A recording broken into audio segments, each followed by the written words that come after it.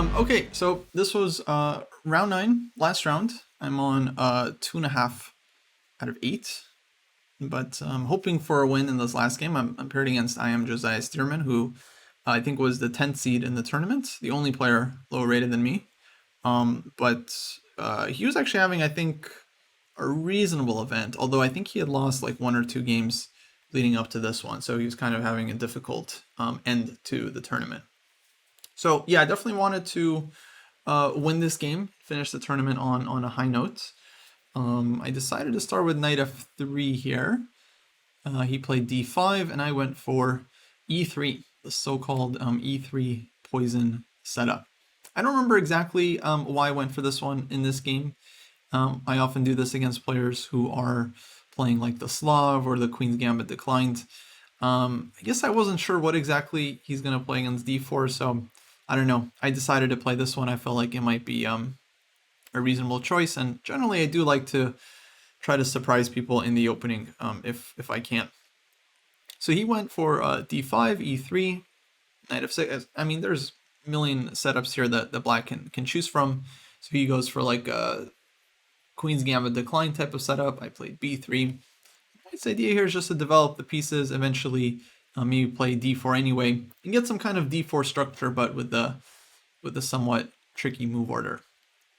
So he goes knight d7, and now I decided to play knight c3, bishop b2, also very possible, and c6. So he decides to build a kind of like semi-Slav type of setup, which I think is fine, but it gives white some additional options in these positions. So I go bishop e2 here, castles. At any moment, white can play d4 and just kind of transpose back into like normal lines. But one of the ideas behind this way of playing is to kind of delay d4. There are some positions where white plays like queen c2, keeps the bishop open on the diagonal, then maybe even puts the pawn on d3 or just leaves the pawn on d2 for some time. And yeah, essentially keeps things pretty flexible. And here black plays e5. So this is definitely a very committal move, but logical. He's trying to take some space. There are other moves as well, like you go rook e8 or queen e7 or b6, and the game would continue. But after e5, I think white is more or less forced to take on d5. Otherwise, black's pawns just get way too aggressive. And here he takes with the knight. Generally, a lot of players take with the pawn here, and the idea would be for white to play knight to b5. Otherwise, black just has a very nice center, so this is how white tries to take advantage. Let's say bishop b8 and then rook c1.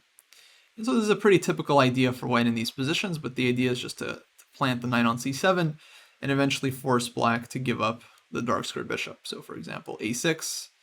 I think you might be able to throw this one in, but let's say knight c7 here, takes, something like this, and yeah, generally I feel like white gets a pretty comfortable game, especially with the unopposed dark square bishop.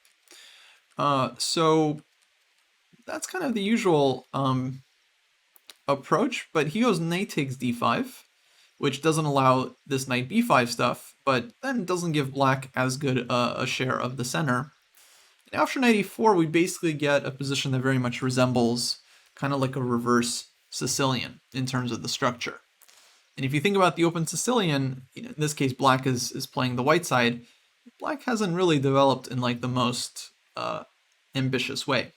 So it's kind of an interesting position to play from both sides. Like being a Sicilian player myself, this is definitely kind of like a nice position I would like to have from black's point of view. Whether it's enough to like play for an advantage for white, I'm not really sure. At this point, actually, Stockfish was suggesting g4 as its top choice, which is a very interesting move. Very thematic move for the Sicilian if you think about analogous positions. I don't know how much I considered it here, but definitely for the next time, if I reach something like this, I would definitely hope to take a closer look at it. Because I played it a little bit more straightforward, like knight g3, black goes rook e8. The point of this move is just to kind of cover the f5 square, not give black an easy push. So rook e8, castles, he goes knight f6 here. I played d3. So I'm basically just playing like a Sicilian at this point, and I feel like it's a relatively comfortable position for white. d4 is also definitely an option, where I think black would likely push e4. And I was kind of thinking about something like this, knight e5, and wasn't exactly sure what to make of this one. Maybe black plays like knight d7, and yeah, not so easy for white to get an advantage here. So I decided to just play a little bit slower with d3. He played h6. I play rook fd1. I think a3 was also possible, but to me rook fd1 felt very logical, just lining up the rook against the queen, kind of supporting this d4 break, because have this in mind to go d4, e4, and knight e5. And then here Josiah goes g5. Relatively quickly too, I should say. Like, he was playing kind of fast, like not spending more than a minute or two on his moves. And I wasn't actually sure if he was like still in his book or he just kind of knew the position generally. But he's playing reasonably fast, and then he played g5 like after not really spending that much time, maybe just like a couple minutes or so, if that.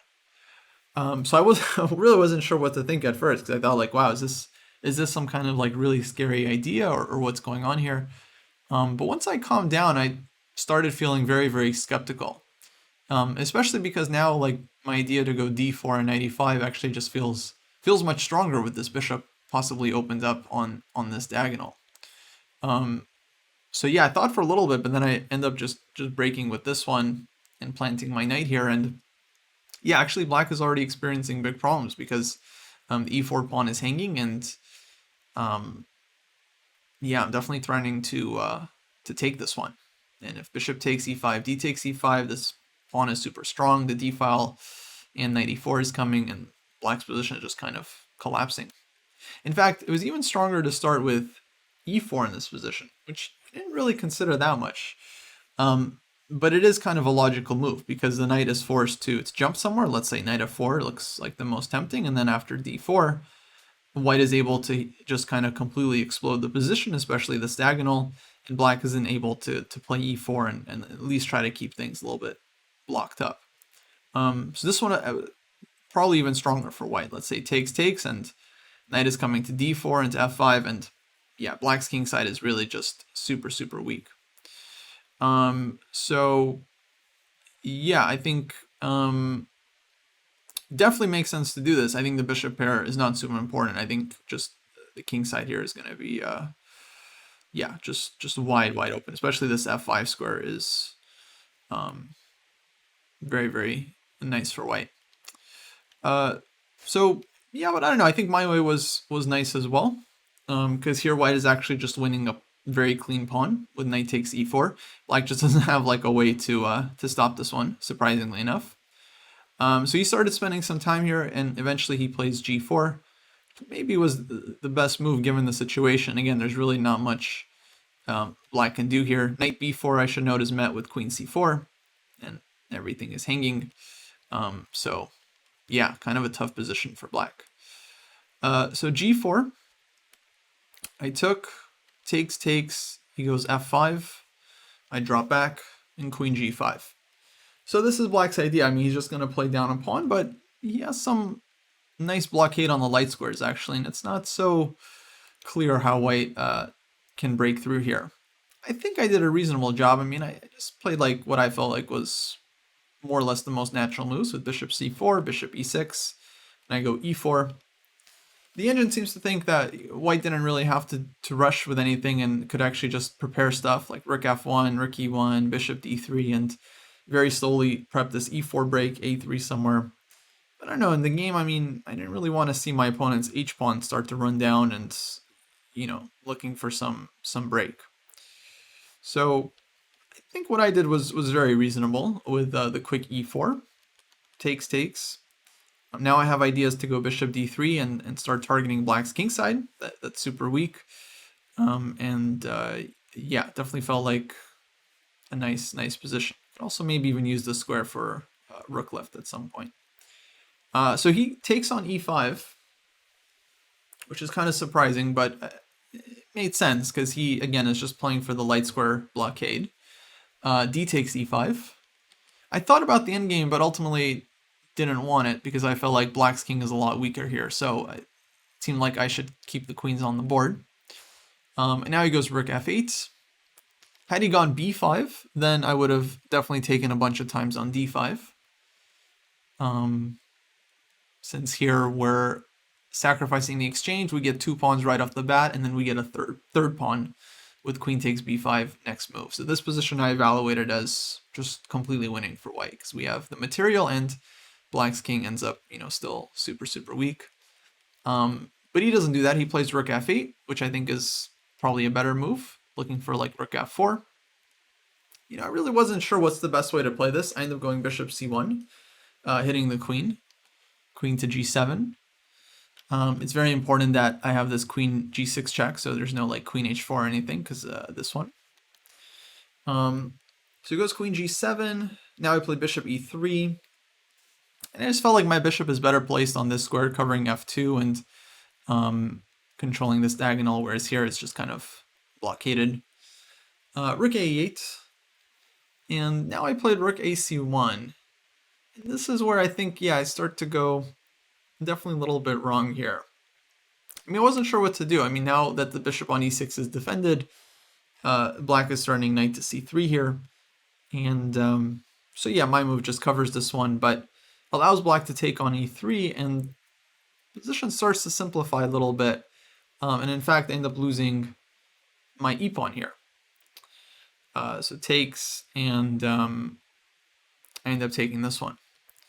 Okay, question. Wouldn't the bishop make more sense on d6? Well, I don't know, because my main job for the bishop was to stop rook f4. So I was worried as soon as the bishop leaves the diagonal, rook f4 is going to be unpleasant. So I was analyzing this one a bit, and definitely feel like rook e1 was the right move. Because here white is able to just defend the pawn. It also makes strategic sense because we're just allowing the second rook to develop to d1, where both rooks are actually going to be more useful. Okay, still there's knight c3 to watch out for, but in general this rook is going to be better placed on the d file. So here this would have been a lot simpler because black can trade off the pieces, but after rook takes e3, I'm keeping this e5 pawn, which is really a nice pawn to have, especially once these bishops come off. Let's say takes with check. I think black usually just doesn't survive this kind of position. Kingside is too weak. So rook ac1 definitely inaccurate. Now he takes on e3. Took on e6 with check. Queen takes e3. Rook takes e5. Take on a7, and rook e2 is played. And at this point I started feeling like I'd kind of blown it a bit, but at the same time I also feel like I still have very, very good chances here because I am up a pawn and my king is a lot safer in a heavy piece position. So I knew that if my rooks can just infiltrate at some point and I can activate my queen, it's going to be very, very difficult for black to defend. So I did have to play rook f1. But actually was feeling quite optimistic here. Because, okay, we have to defend the pawn passively for a move, but once the queen starts coming back, like white's going to be able to start generating a lot of counterplay. And we also have the extra pawn, so it's like really not that easy for black to hold the position. So he goes queen b2. And here I played rook to e1. And I was quite happy with this. Of course, I have to be very careful here because black is threatening to take on f2 and take on c1. So rook e1. And this allows black to take on a2, but then I get to centralize my queen with queen to d4. And I started feeling very good about the position at this point. Because I've given the pawn back, but I'm able to actually overtake the initiative because my one weakness is covered nicely, but now black's queen is the one that's misplaced. I'm hitting g4, I'm turning queen c4 check, picking up the rook, and it's black's king that starts to feel the pressure. I should note if black were to play this one here, which looks very, very tempting, because e1 rook is possibly hanging, then white just takes on e2. And black has to take with the rook. But yeah, white is basically just in time with either one of these moves to win the game. So the queen can come in, queen f8, or let's say take this one. And actually white can even, if nothing else, let's say here, just take this pawn and defend. And then counterplay runs out and black is just lost. Or we can play for mate as well, and I think this should generally just win. Or take on g4. So yeah, basically just in time. So he goes queen takes a2, queen d4, rook takes c1. Now, of course, very important not to grab this pawn with check, because once the king moves, let's say king h7, then of course we still have to recapture this one, and now f2 would be hanging. So rook takes e1. And here black is having issues because the g-pawn is hanging with check, and the king is super exposed. King h7, then rook e7. So king doesn't really have a great hiding square. So he played queen takes b3, which I think made sense. h5 was also possible. But yeah, it doesn't really help the king a whole lot. And I think, for example, white could play either queen c5 or maybe queen check first, pushing the king to the h file, and now queen c5 hitting this one. And yeah, basically I don't think black is holding here. Everything is just collapsing. So he took here. I play queen takes g4. And he quickly played king h8, which I also consider to be the only move, because king h7, it seems, would run into rook e7 check, and so why allow that? But after king h8, I suddenly noticed, like, I mean, generally speaking, I think white is doing really well, even though it's equal material. The fact that black's king is super weak, I think, gives us close to decisive advantage. But here we have queen g6 right away. And yeah, once I noticed this, then actually I realized it was just over. All of a sudden, black has no way of defending the h6 pawn. It was kind of an interesting moment, because now it's just completely lost. And actually, black had to go king h7, which we both dismissed, because okay, why allow rook e7, right? Because if you don't have to, this looks very dangerous. But actually, it's not like immediately winning for white. Like queen f5 check, king g7, but there's no immediate knockout. Still, white is much better here. I would probably just like make Luft or something with h3 and keep playing the position. But game would continue, and yeah, I think black would actually have quite serious holding chances. Although in practice, probably white likely wins a good chunk of the time. So yeah, he played here, and all of a sudden, actually, it's just losing. No way to defend the h6 pawn. So queen d5 takes on h6, bring the queen back, h3. Now it's just a matter of lifting the rook at some point, and it's game over. He goes queen f5. And actually here I was already considering just to trade queens and go for the endgame, because after rook e8 check, king g7, rook e7, I'm either winning a second pawn or I'm forcing rook f7 here. And 3 versus 2, this is a reasonably well-known win. In fact, it's a pretty simple one, because white's king can stop black's pawns, but black's king ultimately cannot stop white's pawns. It always kind of runs out of moves. It's actually funny, because David and Jesse were watching this game, and David knew the endgame just fine. He suggested just trading and going for the king and pawn endgame. Jesse wasn't so sure that it was winning, but yeah, it's very, very simple win. But I thought, okay, why bother? Keeping the queens on the board also should be extremely easy, so I played queen to g3. Yeah, okay, so my idea is to go like rook e5 and just look for some mate. But here black does have queen f4, which he plays. And now I actually am kind of forced to to go for that that endgame. I mean, I could still play like queen c3 check and then defend the pawn again and figure out a way to get in. But at this point, okay, I was like, that endgame's winning. Why not just convert it? So check, rook e7, rook f7. If he lets me take on b7 here, I mean, it's really trivial. Rook just goes behind the pawn. So rook f7 takes, king f1. And so basic point here is that, again, white's king is going to be able to stop the pawns and always run black out of moves. So king e2, he played king f6 here. I think this was inaccurate, although everything is losing. I think at least black should try to run with the king, but the problem is black is just very slow here. So let's say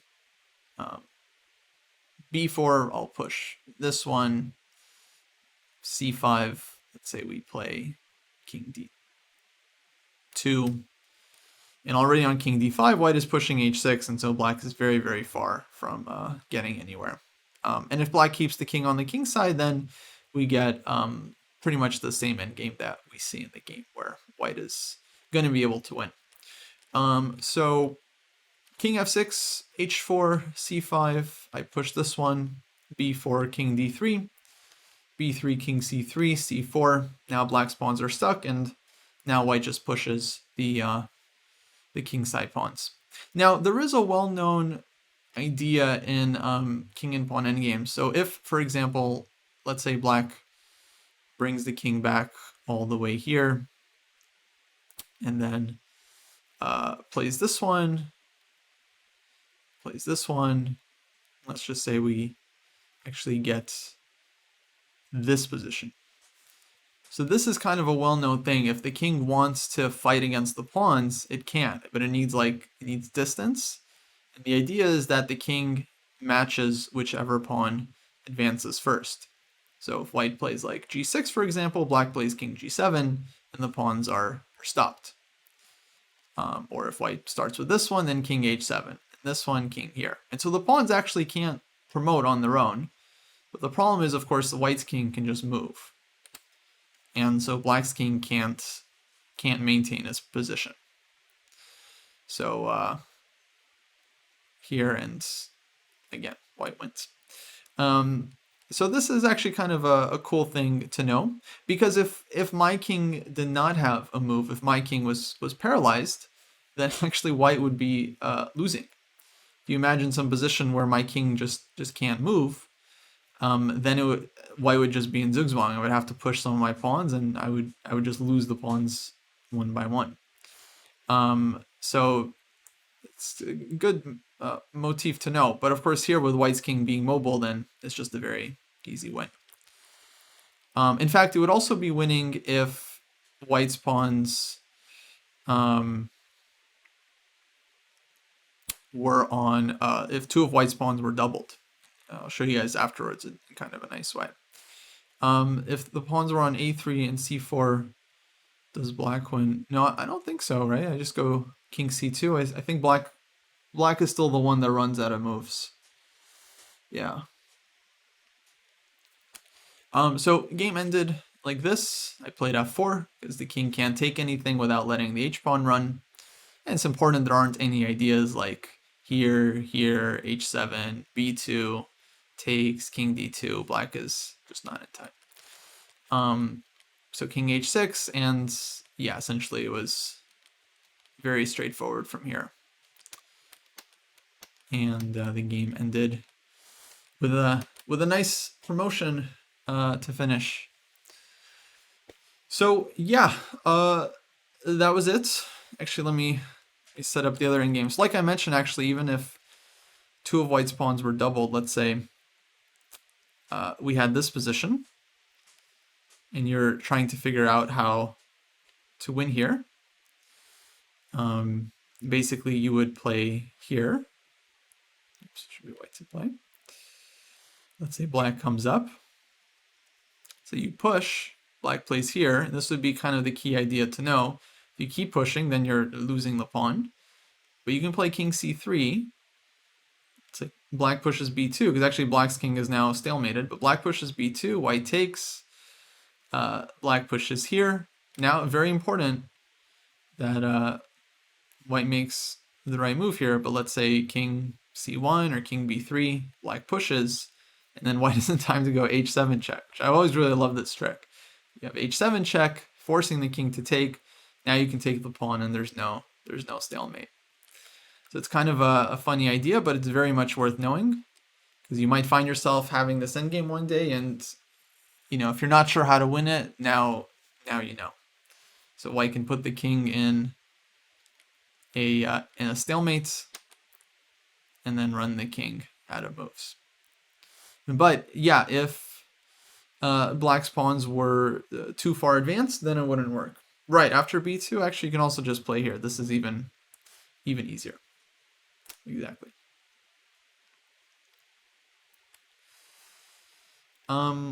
So yeah, that does it for the tournament. So I finished with 3.5 out of 9. Rating wise, actually wasn't so bad.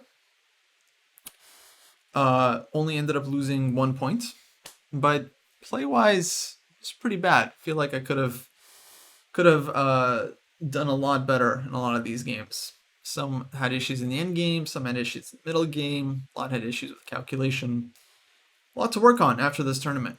Of course, I ended up doing much better in Chicago, and I'm not exactly sure what the big difference was there. For whatever reason, I played better in one tournament than I did in the other. Sometimes it happens.